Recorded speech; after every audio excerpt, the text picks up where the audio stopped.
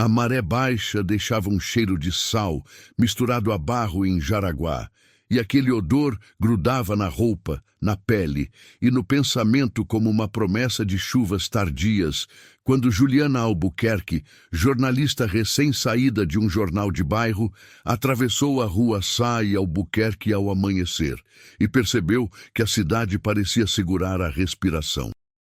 A memória desse ar preso vinha de tempos recentes, de protestos que haviam sacudido a dignidade de muita gente e exposto a ferida de salários atrasados, mercados vazios e panelas ociosas, e era impossível separar a cidade das vidas que sobreviviam à beira da maré e à beira do corte de cana.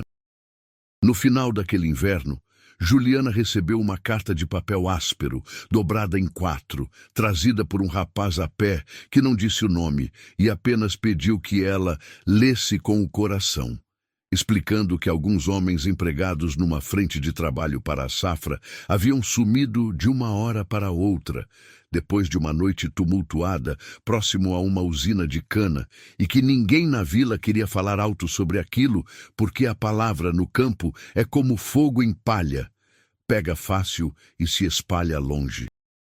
Aproveitando que o vídeo está apenas começando, um convite. Se a investigação tocar o coração, vale se inscrever no canal e comentar de onde está assistindo, porque a força desta história também vem da companhia de quem escuta, pergunta e compartilha as próprias memórias. Faça parte, diga seu bairro, sua cidade, sua orla, seu interior e siga com a gente, que agora a jornada só se aprofunda. A carta vinha assinada por Maria das Dores, conhecida por todos como Dora, moradora de uma vila às margens de um canavial que não aparecia em mapas, porque mapas nunca conseguem desenhar o medo. Ela dizia que o irmão dela, João Batista, conhecido no corte como João do Chapéu, por não tirar o chapéu de palha nem na hora de cantar modas, ao cair da tarde, tinha saído com outros 3 homens numa madrugada de neblina fina para a frente de trabalho, e não voltou. O mistério não era apenas a ausência, era o silêncio.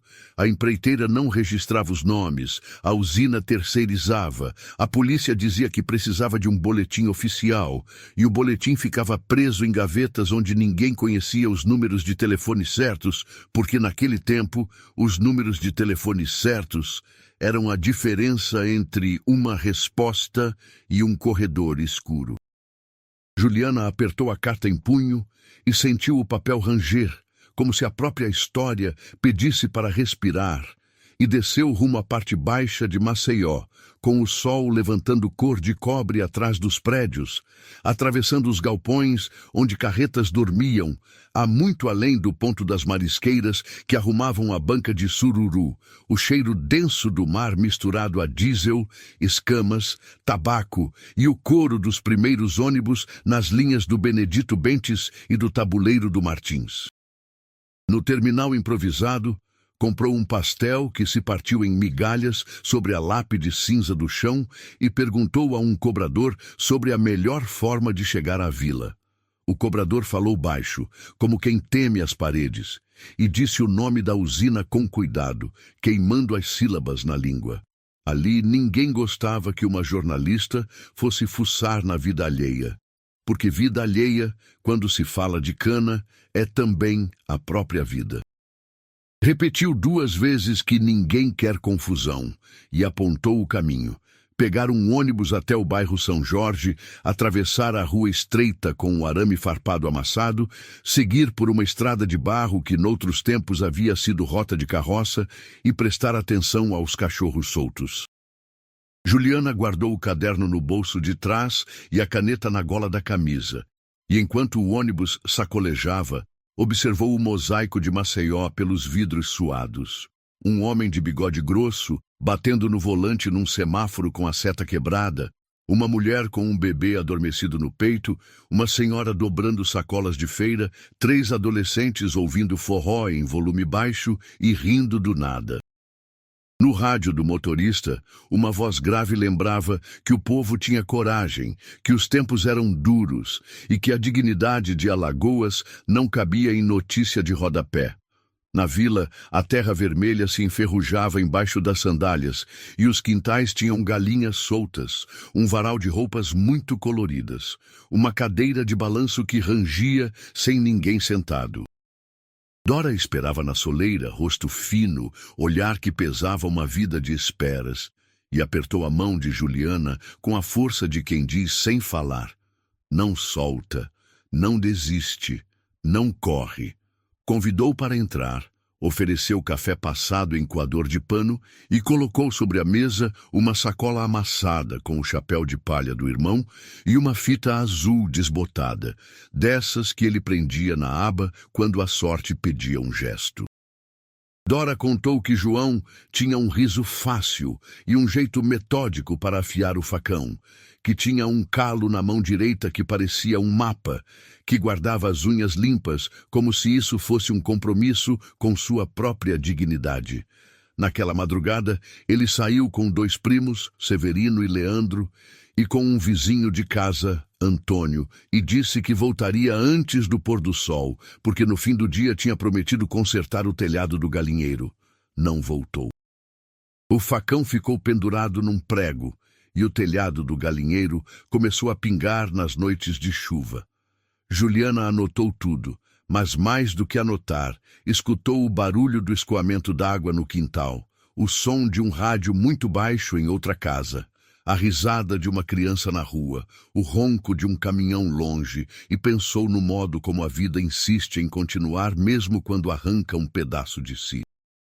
Perguntou como foi a última vez que alguém viu os homens e ouviu que o último testemunho certo era o de um rapaz chamado Naldo, que carregava engradados para o bar do campo, e que jurava ter visto o grupo atravessar a porteira da frente pouco antes do dia clarear, quando o orvalho ainda molha as canelas e a cana corta a pele com o tapa frio da manhã. Naldo disse, numa conversa cochichada na calçada, que naquela madrugada tinha luz acesa no barraco do capataz da frente de trabalho, um homem severo de voz baixa e dente de ouro chamado seu Geraldo do Carmo, e que uns minutos depois, um caminhão sem placas cruzou a estrada como quem não quer deixar rastro. Disse também que ouviu uma discussão abafada, como gente que briga no fundo de um poço. Naldo fazia questão de repetir que não ouviu nomes, que não quer problema, que mãe não criou filho para brigar com gente grande. O bar do campo era um quadrado de parede caiada, um balcão de madeira antiga com marcas de copos e cinzas, 3 mesas de ferro, um calendário amarelado com uma paisagem de praia e 2 luminárias que tremulavam com mosquitos. A dona Edna tinha um cabelo preso em coque e braços fortes. Olhou Juliana de cima a baixo, tirou o pano úmido do balcão e perguntou sem rodeios o que ela queria. Juliana explicou que estava ali por causa de João e dos outros, e Edna suspirou de um jeito que parecia varrer a memória da parede. Disse que João era bom de coração, que pagava a cerveja dos colegas quando a semana era ruim, que sabia a hora exata de parar de beber para não desandar a voz nem bater nos ombros dos outros. Edna lembrou que na véspera, no final da tarde, João e Antônio discutiram baixinho no canto da mesa. Disse que não era briga grande, era coisa de homem cansado que estranha a sombra, mas mencionou um detalhe. Um monte de papéis amassados, jogados na mesa, com carimbos meio borrados que João insistia em guardar como quem guarda uma fatura.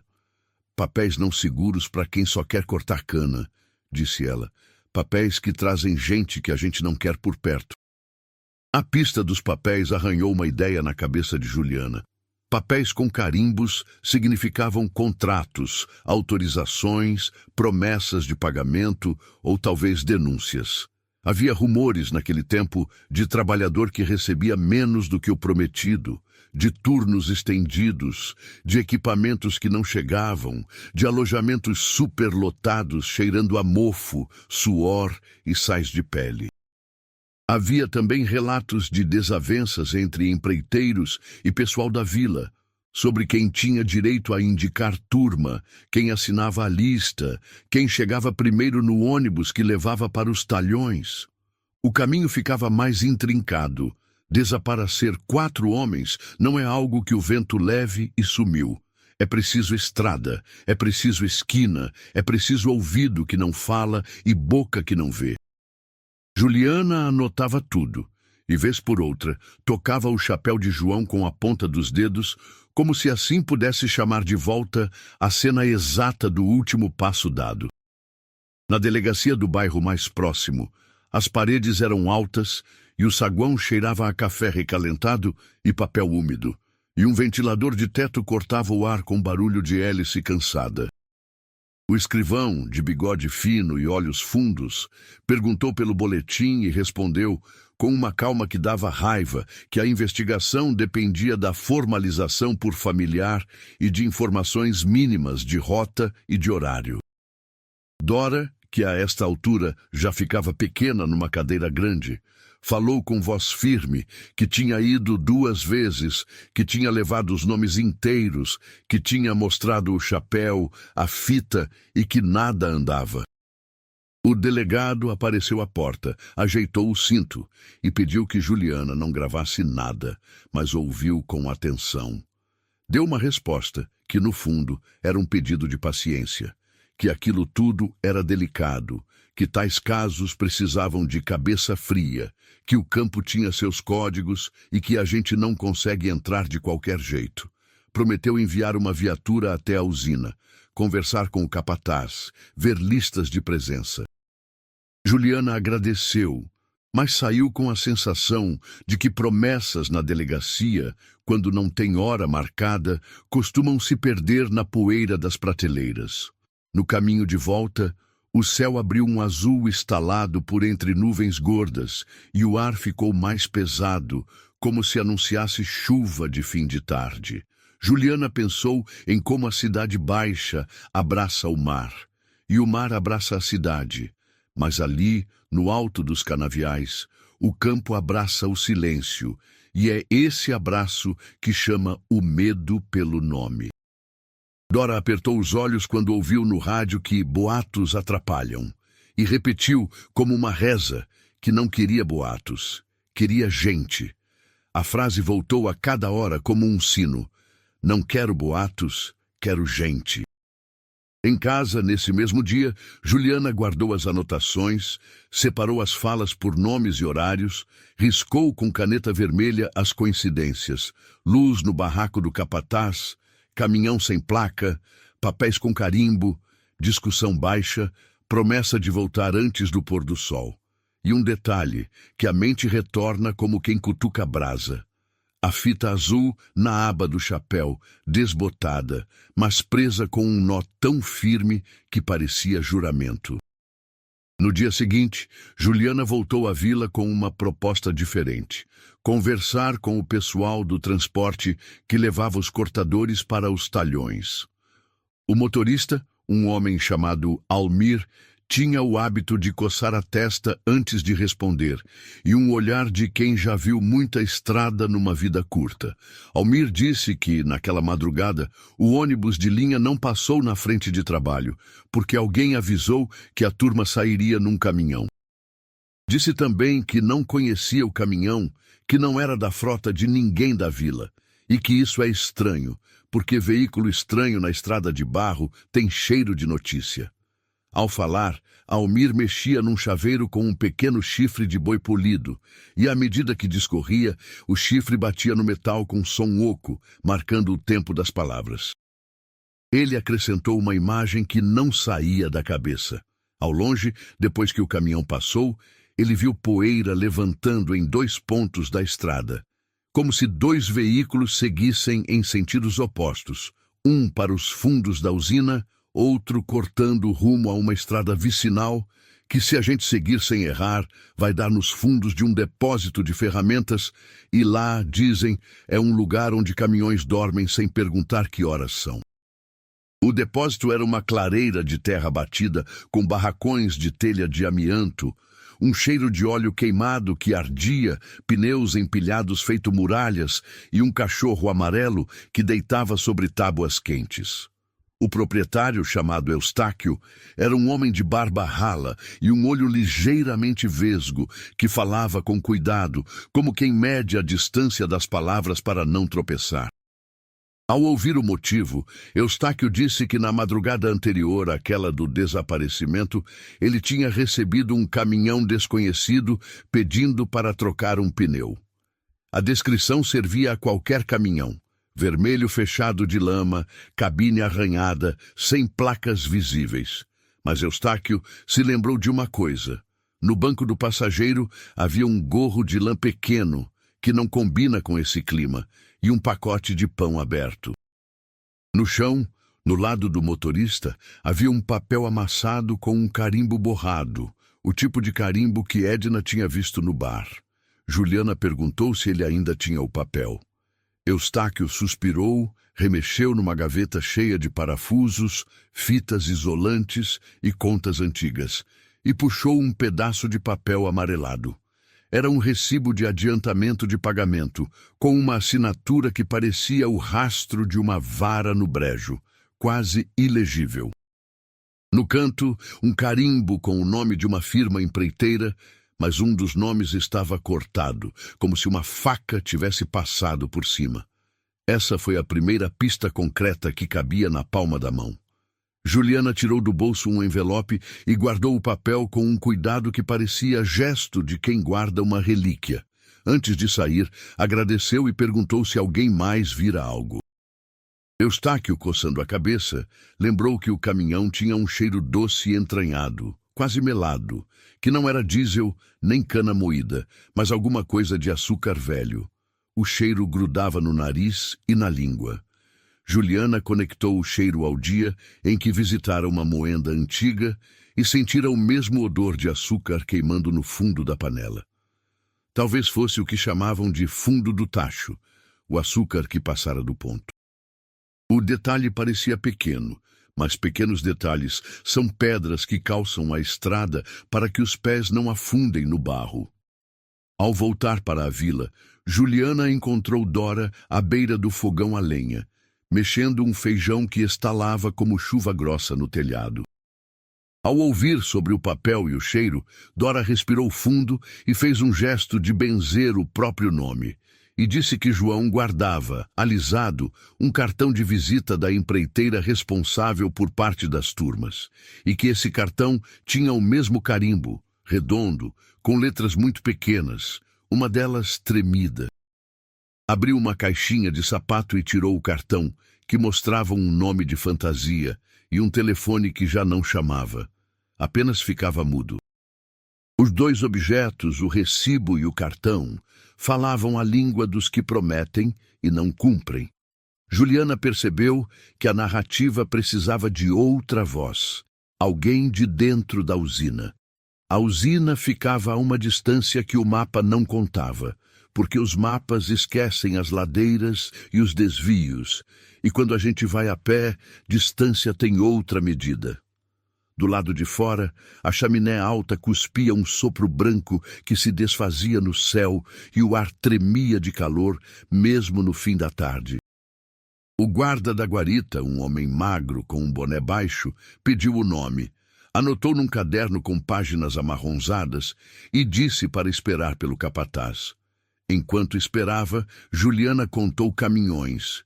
Entrou um, entrou outro, saiu um, e cada um deles trazia um barulho diferente de peça solta, de corrente batendo, de lona tremendo.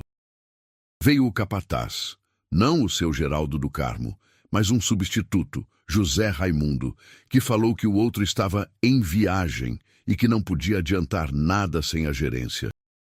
Disse o que todo mundo diz quando não quer falar, que as turmas eram terceirizadas, que a responsabilidade era da empreiteira, que os registros que ele mantém são apenas de quem entra e sai do portão. Juliana pediu, com o peso da urgência, para ver a lista de entrada daquela semana. Ele hesitou, coçou a nuca e acabou permitindo que ela olhasse, de longe, sem fotografar, as linhas miúdas de nomes. Não havia João, nem Severino, nem Leandro, nem Antônio. Havia, porém, um detalhe, uma anotação na madrugada do sumiço, um horário de entrada fora de padrão e sem nome, apenas as iniciais TL. As iniciais mordiam a memória, mas ainda não mordiam o suficiente. Juliana saiu da usina com a sensação de que estava sempre a 2 passos de uma porta que não abria. Do lado de fora, cruzou com um homem de bicicleta, caixa de ferramentas amarrada no bagageiro, o rosto tostado de sol e uma cicatriz torta no queixo. Ele parou quando viu o caderno nas mãos dela e perguntou se era jornalista. Ao ouvir o caso, respirou pela boca e disse que o nome dele era Ricardo, que fazia pequenos concertos de elétrica nos alojamentos, que não queria confusão, mas que naquela noite reconheceu uma voz. A voz, ele disse, era do homem conhecido como Tadeu Lins, um intermediário que, segundo se dizia, coordenava a recepção de turmas para a empreiteira e que vivia com um rádio no cinto, dando notícia como se marcasse o compasso da vida dos outros. Ricardo não viu rostos, mas ouviu a voz mandando-o apressar o embarque e resolver o documento depois. Documentos depois, gente agora. Esse era o raciocínio de quem manda sem olhar para trás. A investigação dava voltas como quem sobe morro em espiral, e nessa espiral, cada passo trazia nova fatia de verdade e mais sombra. Juliana anotou o nome de Tadeu Lins e o guardou como se fosse fósforo seco.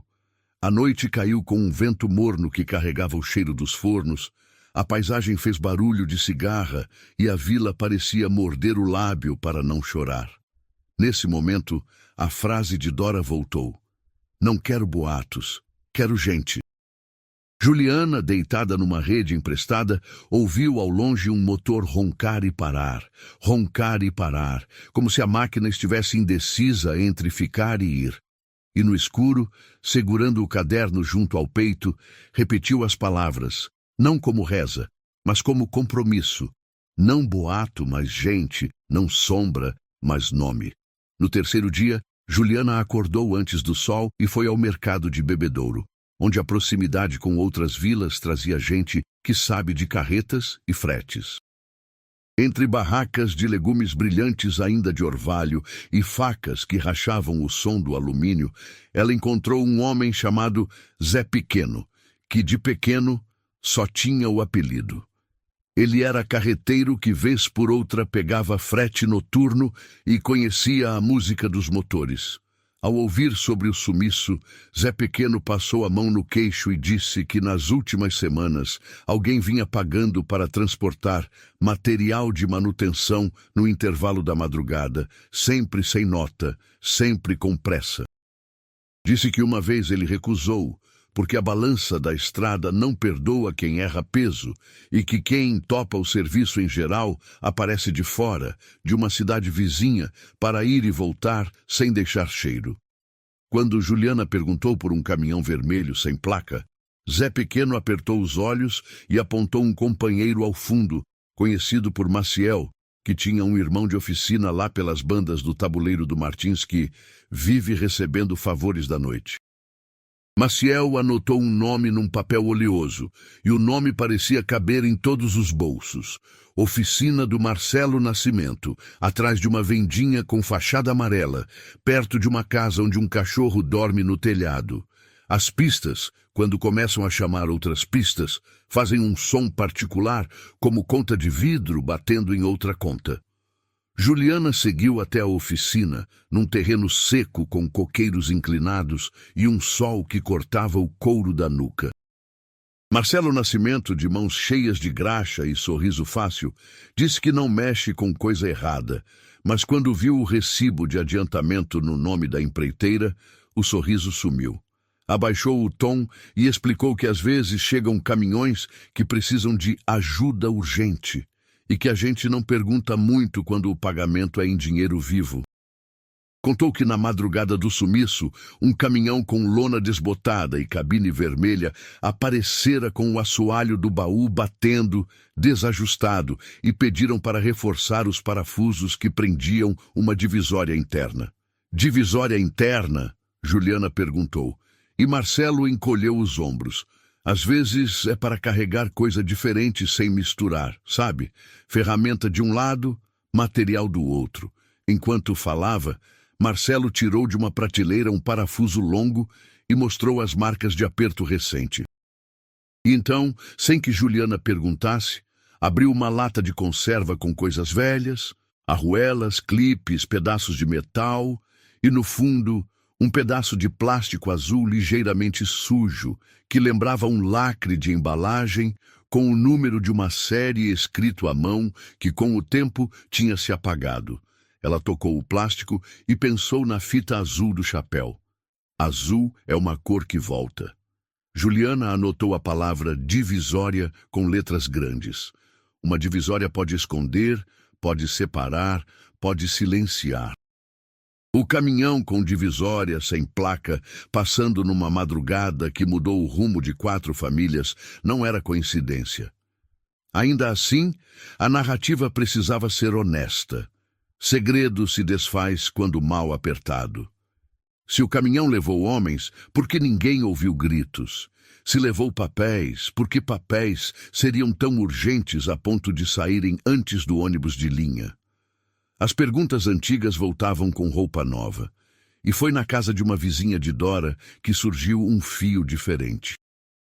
Dona Nair, que vendia bolo de milho na esquina e sabia medir o tempo pelo ponto do cuscuz, disse que 2 semanas antes do sumiço, chegou na vila um homem elegante, de camisa passada e sapatos limpos demais para o barro, distribuiu cartões e prometeu regularizar rescisões e acertos de turmas antigas. O nome no cartão era o mesmo nome da empreiteira do carimbo. Disse que precisava recolher assinaturas para comprovar a situação e realizar um pagamento emergencial. Muita gente assinou, porque quando a fome se senta à mesa, o orgulho levanta e vai embora. João trouxe para casa um desses papéis, discutiu com Antônio, porque Antônio achava que assinatura sem ler é porta aberta, e João dizia que se ninguém assina, ninguém recebe nada. Os papéis foram recolhidos num pacote pardo que o homem elegante levou embora no fim da tarde. 2 dias depois, começaram as conversas sobre a vinda de uma turma nova, com homens do sertão distante, e sobre como seria necessária uma reorganização nas frentes. Naquela madrugada, tudo isso caiu no mesmo buraco da memória. Juliana respirou fundo. Em histórias como essa, é fácil se perder entre 2 caminhos. O da indignação, que passa por cima das provas, e o da prudência, que paralisa. O jornalismo de 2 pés no chão precisa caminhar sobre ambos, mesmo que o barro puxe. O próximo passo foi voltar à delegacia com tudo: recibo, cartão, a história do caminhão, o nome de Tadeu Lins, a visita do homem elegante, o cheiro de açúcar velho, a divisória do baú, a lista da usina com o lacônico TL. O delegado, desta vez, mandou chamar um investigador de fala mansa e olhos atentos, chamado Paulo Henrique, que ouviu sem interromper, só mexendo a caneta como quem costura uma rede. Ele anotou 3 frentes: localizar Tadeu Lins, cruzar os nomes da empreiteira com registros oficiais de empresas e transportes, e fazer uma visita discreta à oficina de Marcelo Nascimento.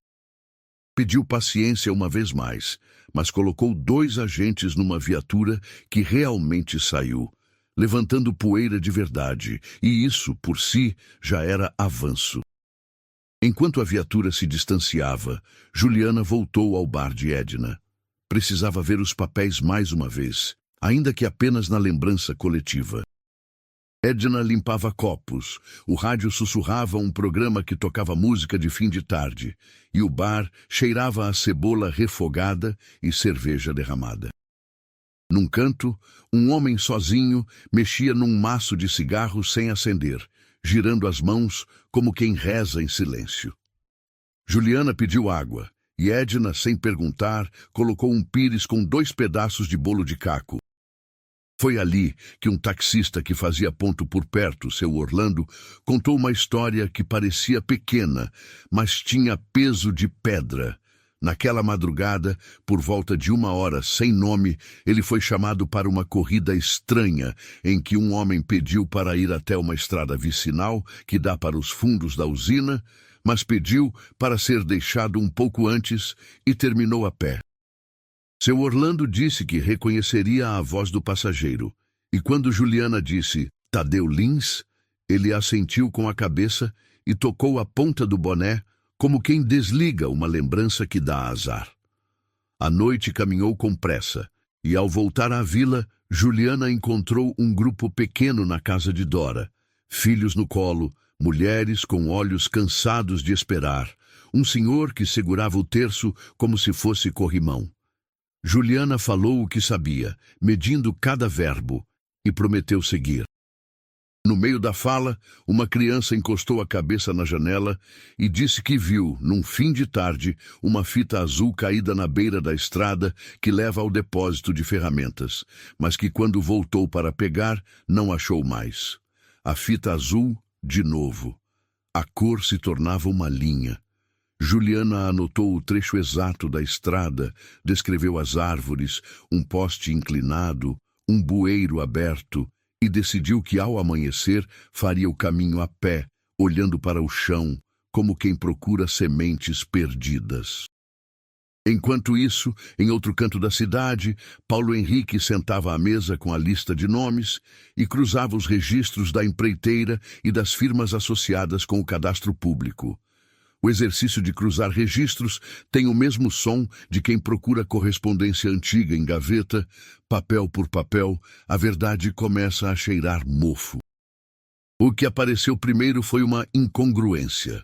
A empreiteira principal tinha um cadastro com endereço que dava num terreno baldio com placa de vende-se, e a firma subsidiária, que supostamente cuidava do transporte, estava em nome de um laranja, um senhor que vendia rapadura numa feira distante. Nomes e endereços que, de tão errados, pareciam gritantes, mas as coisas gritantes às vezes passam sem alarde, numa cidade que tem muitos gritos por dia. No amanhecer seguinte, Juliana percorreu a estrada com o sol ainda deitado. Os pneus deixavam marcas, os passarinhos riscavam o ar com cantos finos e o barulho de uma moto cortava o silêncio de vez em quando.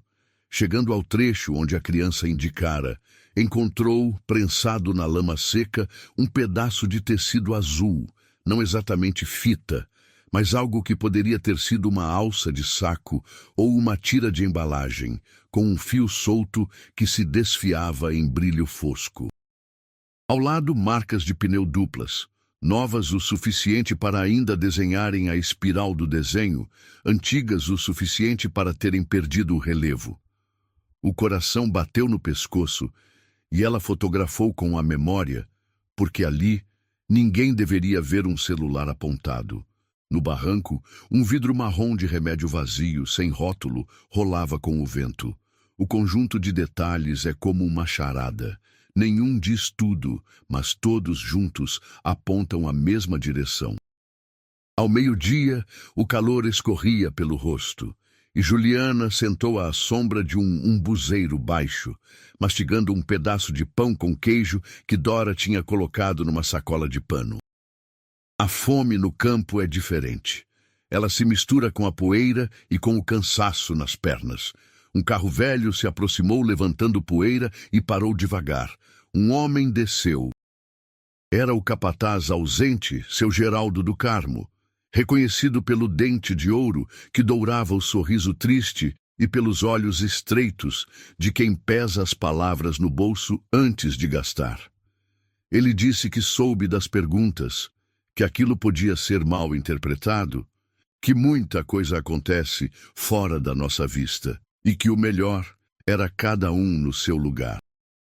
Juliana respirou e disse que lugar de família é com seus parentes, que Dora não queria boato, queria gente, e que a pergunta era simples: Quem entrou com turma extra naquela madrugada? Ele sorriu e não respondeu, mas os ombros dele fizeram um movimento que era quase um talvez. No fim, ofereceu uma carona de volta e Juliana recusou. Preferiu continuar a pé, com a sensação de que a terra por baixo dos sapatos falava mais do que as pessoas. A tarde espremeu o sol até fazer sombra onde não havia, e a cidade começou a puxar o véu da noite. No bar de Edna, a lâmpada tremulava e o rádio sussurrava as mesmas vozes de sempre. Um rapaz que ninguém conhecia bem, magro, olhos nervosos, entrou, pediu um café e deixou cair no bolso uma metade de papel que ficou renegada no chão. Juliana viu e, num gesto rápido, pegou antes que a vassoura passasse. O papel era a outra metade de um recibo, com o mesmo carimbo borrado, e nele lia-se como quem cuspisse segredo, adiantamento por urgência de transporte, e um traço que lembrava as iniciais TL. O rapaz viu o movimento, arregalou os olhos e saiu batendo a porta de madeira que gemeu como árvore no vento. Edna fechou a cara e disse que tudo tem hora e lugar. Juliana guardou a metade do papel com cuidado no caderno e pensou que tinha, enfim, um ponto de amarra com o outro papel achado por Eustáquio. No fim da noite, Paulo Henrique apareceu na vila, discretamente, vestindo uma camisa que não denunciava cargo. Trouxe notícias em voz baixa, um endereço onde Tadeu Lins poderia ser encontrado, numa casa simples, na periferia de uma cidade vizinha, e um nome novo. Uma mulher chamada Silvanira, que às vezes aparecia na vila atrás de cadastro para auxiliar benefício, mas que nunca entregava os papéis prometidos. Talvez fosse a pessoa que recolhera as assinaturas. Combinou com Juliana uma ida ao endereço de Tadeu no dia seguinte. Cedo, sempre cedo, para tentar pegar gente antes que o dia dê tempo de se esconder. Dora, ao ouvir isso, segurou a mão de Juliana com força e disse: "Não esquece que eu não quero boato, quero ele." A frase repetida acendeu no peito um fogo que não queimava, mas aquecia a coragem. O dia amanheceu com nuvens carregadas e o ar pesado prenunciando chuva. Juliana e Paulo Henrique subiram numa viatura sem marca e seguiram em silêncio. As ruas foram ficando mais apertadas, os postes mais inclinados, e a poeira foi se transformando em lama ao menor cuspe do céu. Chegando à rua indicada, viram a casa com muro baixo e portão de metal verde. Uma mulher de vestido florido abriu a porta e disse que Tadeu tinha saído cedo, que não sabia o destino, que ele era homem de rua, de negócio, que não presta contas. Paulo mostrou um documento, pediu para olhar e ela, resignada, deixou entrar. A casa cheirava a sabonete barato e a feijão requentado. No canto da sala, um rádio mudo. Num prego, um boné surrado. Na mesa, um caderno com anotações de nomes e números escritos por extenso, com uma letra que parecia querer enganar o mundo. Juliana folheou, sem tocar, e reconheceu alguns nomes de apelidos da vila. Uma folha tinha as iniciais TL no topo e a palavra logística escrita sem acento, grande como se fosse título de novela. Foi quando um barulho de moto soou do lado de fora e uma voz masculina chamou pelo nome de Dona Celeste, a mulher de vestido florido. Ela se virou com o medo estampado no rosto, e num gesto rápido, Paulo Henrique se aproximou da janela. A moto acelerou e foi embora. A mulher, com as mãos trêmulas, disse que Tadeu andava com medo, falando de gente grande, que não gostava de ver o nome em papel. Juliana, sem tomar o lugar da polícia, fez apenas uma pergunta com a doçura de quem não quer ferir: se Tadeu conhecia João do Chapéu. A mulher mordeu o lábio e assentiu de leve.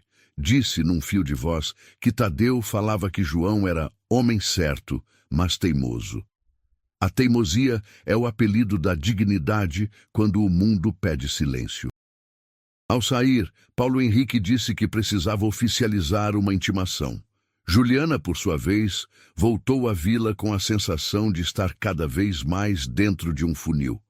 Recebeu no caminho uma ligação do motorista Almir. Ele tinha lembrado de um detalhe que não conseguira puxar da memória antes. Na madrugada da divisória, ele viu na estrada uma luz de lanterna piscando 3 vezes, depois 2, depois 3, como se fosse um código. E logo depois, ouviu o barulho de uma corrente sendo puxada sobre alguma coisa pesada, como se alguém estivesse prendendo ou soltando algo. O som de corrente se tornou música, e a música, pista. Juliana anotou corrente com tinta azul e sublinhou 2 vezes. Naquela noite, a comunidade se reuniu. Numa sala que cheirava a pano molhado e esperança, acenderam velas e disseram em voz alta os 4 nomes dos desaparecidos. Havia um cartaz, feito à mão com as fotos de 3 deles, e o desenho de um chapéu de palha, no lugar do rosto do quarto, porque a única foto de João que Dora guardava tinha sido emprestada ao homem elegante e nunca devolvida. A ausência de uma fotografia é um tipo de violência. Juliana falou pouco. O que precisava ser dito já estava na pele de todos. Prometeu, no entanto, uma coisa. A cada dia, repetiria os nomes em voz alta, até que a voz doesse, porque o nome, repetido, mantém a pessoa entre nós. E ao terminar a reunião, quando as velas se apagavam, uma mulher muito velha se aproximou e sussurrou uma frase que pareceu brotar do chão. Eles foram pela estrada que não aparece no mapa. Juliana soube, naquele segundo, que no dia seguinte iria até essa estrada, a estrada sem nome. A estrada sem nome ficava escondida atrás de um arbusto de folhas pontiagudas, que riscavam a pele como lembranças ruins. O caminho era estreito, com formigueiros altos, e o chão mostrava as marcas de pneus de caminhão em cortes profundos. A cada passo, um cheiro de mato amassado e de água parada. Juliana seguiu até onde a vegetação se abria numa clareira pequena, onde alguém tinha jogado restos de lona, pedaços de madeira, uma garrafa de água vazia e um pedaço de corrente quebrada. A corrente, enferrujada, tinha num elo uma tinta azul tênue, como se um dia tivesse sido marcada. Ali, o silêncio não era silêncio, era o som de tudo o que não devia estar calado. Juliana olhou para cima, viu um ninho de passarinho num galho baixo, viu a sombra de uma nuvem acelerando sobre o chão e entendeu que estava sobre um lugar que tinha sido usado de propósito para deixar pouca marca e muito medo. Recolheu a corrente quebrada com um pedaço de pano e a guardou, não como troféu, mas como testemunha. Ao descer da estrada, encontrou Paulo Henrique subindo, chamado por um bilhete de Juliana. Ele analisou o lugar com olhos de quem aprendeu a ver vestígios que não se mostram. Marcou as coordenadas no caderno, desenhou o caminho, mediu passos e prometeu voltar com equipe. Disse, no entanto, uma frase que doeu ouvir. Não seria rápido. Nesse tipo de investigação, rapidez e certeza brigam como cães. Juliana assentiu, respirou e voltou para a vila. No caminho, viu um caminhão de cor indecisa parado à distância, motor ligado, sem pressa de ir. Ao avistar a figura de Juliana, o motorista virou o rosto e acelerou devagar, sumindo atrás de um muro de poeira. As noites seguintes foram iguais e diferentes. Iguais no ritual de repetir os nomes, diferentes no acúmulo de pequenas verdades. Um dos primos de Antônio contou que ele tinha medo de água escura e nunca atravessava o riacho pelas pedras depois do pôr do sol. Portanto, qualquer caminho que implicasse o riacho à noite não seria dele. Uma vizinha de Severino disse que ele tinha uma cicatriz na panturrilha esquerda, que era marca de um tombo na infância, e que se um dia um corpo fosse encontrado, que lembrassem da cicatriz. A lembrança de cicatriz é um grito no escuro, mas é também um modo de não deixar que o mundo diga que todos são iguais. São iguais em dignidade, mas cada um tem um mapa próprio. Juliana, para respirar, foi à praia de Ponta Verde num fim de tarde e olhou as jangadas recortando o horizonte. O sal espirrava em grãos sobre a pele, as crianças corriam na beira, e o mar dizia que a cidade é maior que os medos, mas os medos, naquele momento, eram maiores que a cidade. No quiosque, um senhor, lendo o jornal, comentou algo sobre novos tempos, e Juliana pensou que novos tempos não chegam quando a gente inventa, chegam quando a gente insiste. Ao voltar, passou pela orla de Jaraguá de novo, agora com as luzes dos galpões refletindo na água escura, e a cidade tinha um ar de enigma resolvido pela metade. Na manhã seguinte, a porta de Dora bateu antes do sol alto. Era Silvanira, a mulher dos cadastros, com um olhar que misturava fadiga e desejo de acertar. Disse que queria pedir desculpas por qualquer coisa, que o serviço ficou mal feito, que levara papéis, que não devolvera, que o homem elegante a contratara por uns trocados, com promessa de trabalho fixo. Juliana respirou devagar e deixou que ela falasse. Silvanira, quase num choro seco, revelou que Tadeu Lins havia orientado recolher assinaturas antigas com a promessa de acertos, mas que, na verdade, os papéis seriam usados para justificar a presença de turmas no campo sem de fato pagá-las naquele primeiro momento. Era para carimbar presença, para bater número, disse. No fim da fala, mostrou dentro da bolsa um bloco de notas com várias páginas arrancadas e, em uma das que restaram, um rascunho de lista com os nomes de João, Severino, Leandro e Antônio, marcados com um asterisco. Asteriscos são pequenos, mas doem. Silvanira acrescentou que, na madrugada do sumiço, ouviu pelo rádio de Tadeu alguém dizer: "Leva só os 4. A frase entrou por um ouvido e não saiu mais. Leva só os 4.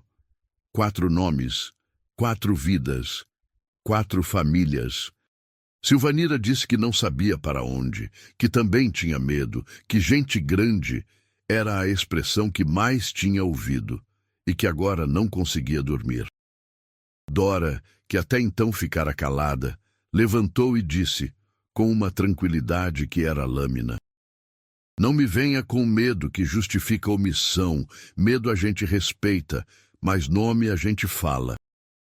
Silvanira baixou a cabeça e confirmou por extenso: Tadeu Lins. Com esse conjunto de elementos, Paulo Henrique formalizou as diligências. A usina recebeu visita oficial.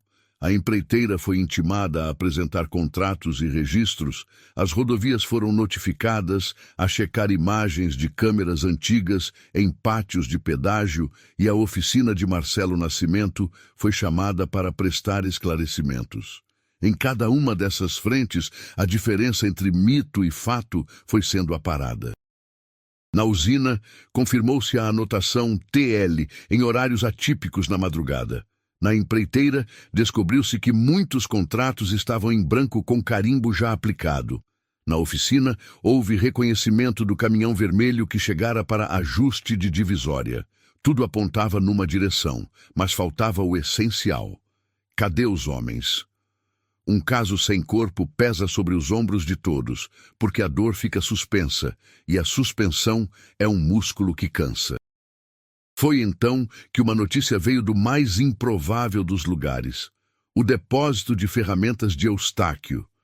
Ele telefonou para Juliana, voz atropelada, e disse que um homem tinha voltado lá de madrugada, cobrando que ele sumisse com um resto de ferro velho que não servia mais. Eustáquio, inquieto, esperou amanhecer e foi até o entulho procurar de novo.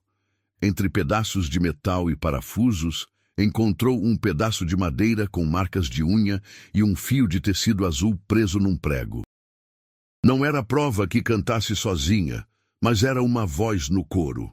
Juliana correu até lá, pegou o objeto num pano e levou para Paulo Henrique, que olhou com a seriedade que o objeto pedia. Ele disse que numa perícia simples era possível ver se havia DNA, mas que o tempo, o calor, o óleo e a poeira seriam inimigos. Ainda assim, guardou como quem põe um anel numa caixa. No mesmo dia, uma mensagem chegou a Juliana por intermédio de Edna. Alguém queria conversar num lugar aberto, longe de olhares. O encontro foi marcado no campo de futebol de um bairro vizinho, à beira de um córrego raso. O homem que apareceu tinha o rosto cavado, a barba por fazer e uma vontade súbita de olhar por cima do ombro a cada frase.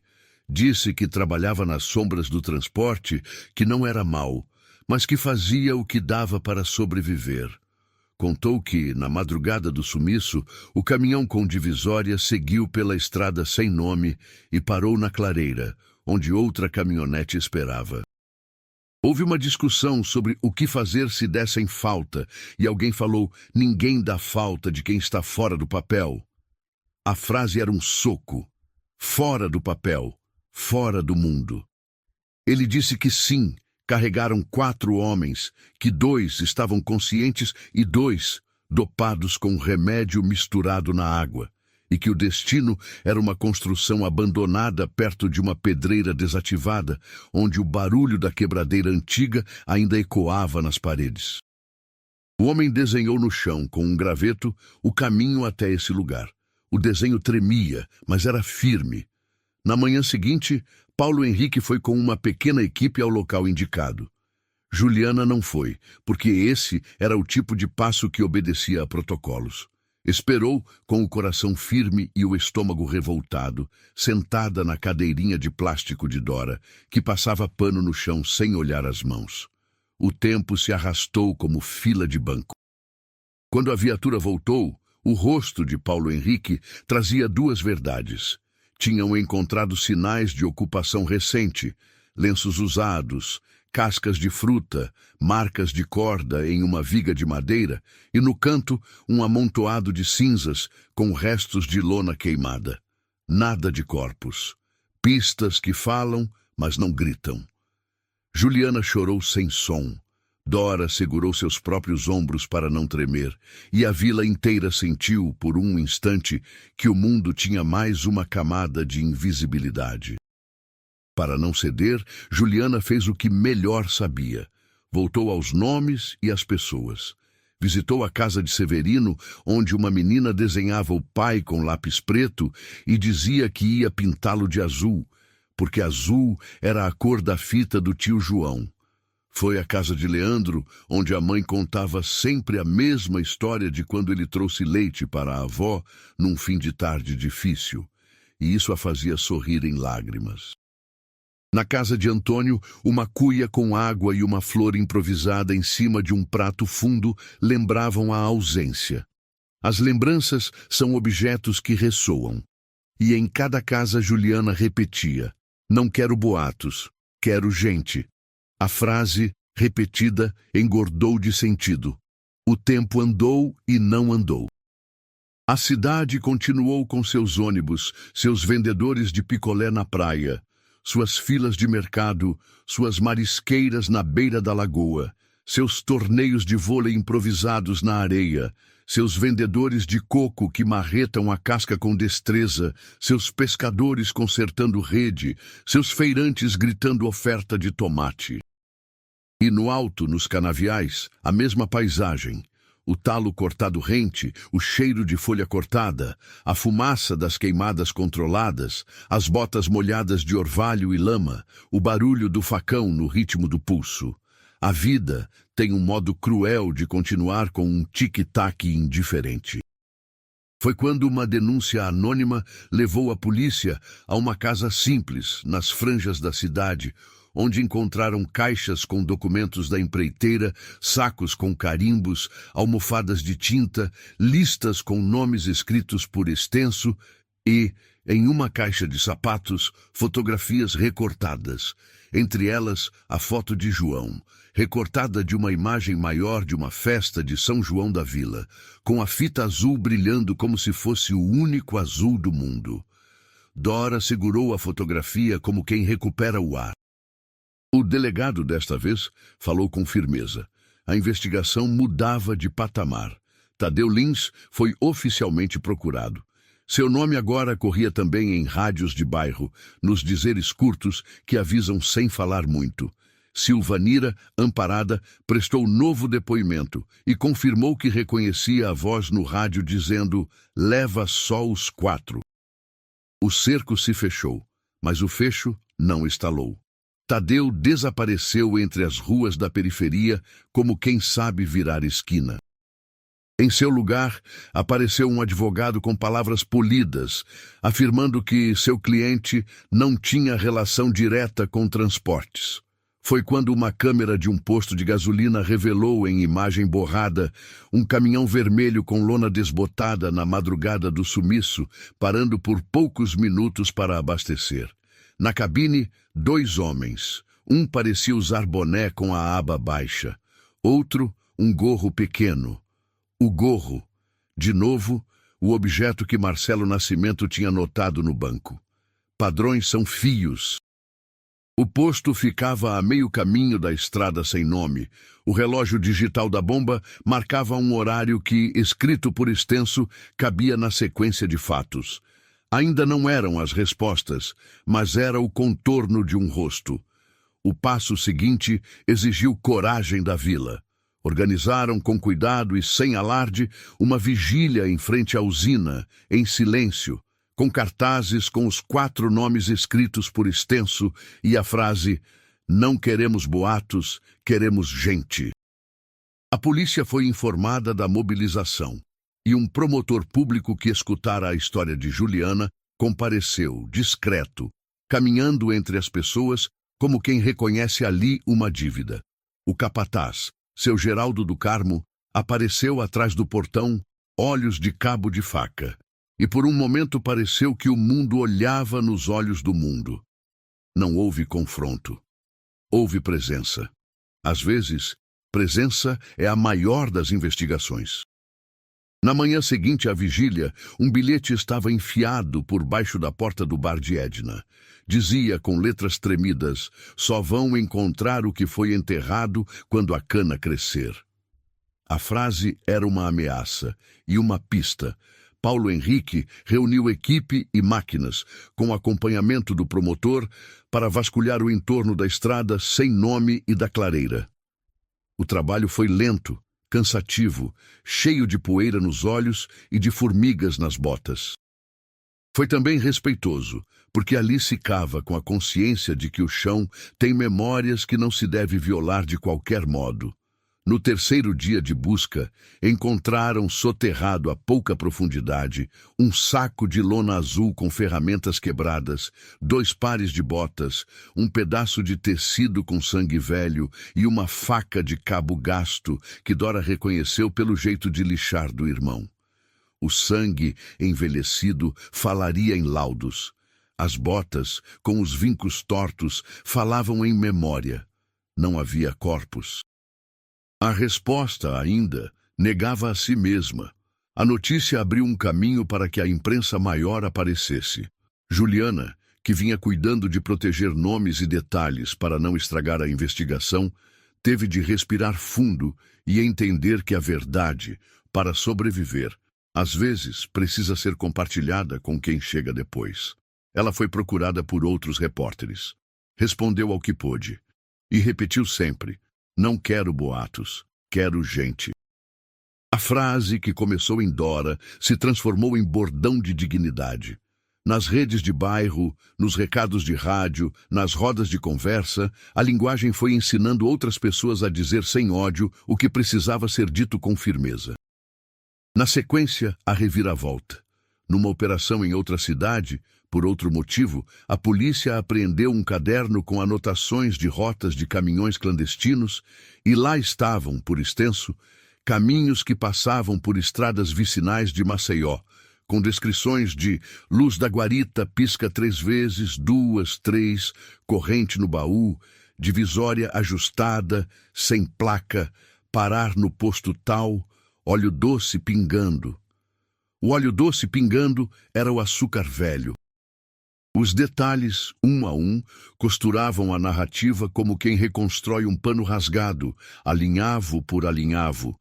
O caderno tinha como assinaturas iniciais que variavam, mas uma constante aparecia: um T que parecia uma âncora e um L que parecia um anzol. Paulo Henrique respirou como quem termina uma corrida. Era a ponte que faltava entre as frases soltas. Ainda assim, faltavam eles. O desfecho foi lento, com a cautela que se pede a um coração que já apanhou muito. Num amanhecer úmido, com o céu de chumbo e o vento que vem do mar subindo a serra, as máquinas voltaram a um ponto a poucos metros da clareira, indicado por um novo bilhete anônimo deixado na porta do depósito de Eustáquio. O que procuram está onde a sombra não bate ao meio-dia. Os homens do campo sabem ver o sol. Fizeram ao meio-dia a marca das sombras. A terra cedeu com menos resistência ali. No terceiro palmo, sentiram o cheiro que a gente não esquece. Pararam. Chamaram o promotor, a perícia, os representantes das famílias. Dora segurou a mão de Juliana como quem segura a borda de um precipício. O trabalho foi feito com respeito, como se recolhe memória. Encontraram restos que o tempo não come, marcas que a terra não apaga e objetos que pertenciam aos quatro. Uma corrente fina com um pingente de São José operário, um pedaço da fita azul de João, uma sola de bota com a marca da cicatriz de Severino no couro e um botão de camisa que a mãe de Leandro reconheceu por ter costurado numa noite de pouca luz, com linha grossa e pressa, e que ficou torto de propósito. A perícia falaria com ciência, as famílias já sabiam com o coração. O que seguiu foi justiça, na medida que a justiça consegue caber em vidas que perderam tanto. Tadeu Lins foi encontrado e preso depois de semanas escondido, com um rádio no cinto e uma mala de roupas embaixo da cama, e foi denunciado por associação, sequestro e ocultação. Outras pessoas foram ouvidas e responsabilizadas na medida de suas ações. A usina respondeu por falhas de controle, a empreiteira por práticas viciadas e fraudes. E, mais importante, as famílias puderam enterrar seus mortos com nome e sobrenome, com velas acesas, com rezas que chamavam o céu para perto, com a banda da comunidade tocando baixo, sem festa e com dignidade, e com o canto acompanhado de um silêncio profundo que não aceitava mais o silêncio de antes. Juliana, no canto, escreveu com letras miúdas no caderno. Dora disse: "Não quero boatos, quero gente. Agora temos nome, lugar, história. Dor continua, dignidade também." No epílogo dessa jornada, a cidade continuou. Os ônibus, as marés, as moendas, os mercados, os meninos em bicicletas no meio da rua, as mulheres varrendo calçadas ao amanhecer, os vendedores de caldo de cana, passando o copo frio que suava na mão. No entanto, alguma coisa sutil tinha mudado. Na vila, um pequeno mural com as fotos dos quatro, fitas azuis pendendo da parte de cima, e sob cada foto, um pedaço de texto escrito por extenso, com as lembranças coletadas. O riso de João, a cicatriz de Severino, o cuidado de Leandro com as compras da avó, o jeito de Antônio de mexer a terra com os dedos antes de plantar feijão. A cada mês, alguém acendia uma vela azul e uma criança aprendia a dizer o nome dos quatro sem tropeçar. Juliana seguiu escrevendo, porque escrever é um modo de não deixar que o vento apague o rastro do que foi vivido. E Dora, no quintal, consertou o telhado do galinheiro não por teimosia, mas por respeito ao compromisso de João. A chuva voltou a cair e a escorrer pelo beiral sem pingar sobre os bichos. O barulho da água caindo num ritmo bom lembrava que a vida, com todos os seus atrasos de alma, tem um jeito de se reorganizar, de se replantar. E na parede da sala, a foto de João com o chapéu de palha e a fita azul, agora num porta-retratos de madeira simples, olhando para a casa com os olhos de quem nunca foi embora de fato. A frase que embalou essa história, "Não quero boatos, quero gente", ficou pendurada na janela, escrita à mão em letras grandes, para que o vento lesse todo dia e para que, se tentar entrar sem pedir licença, saiba que ali não há mais lugar para o silêncio que machuca.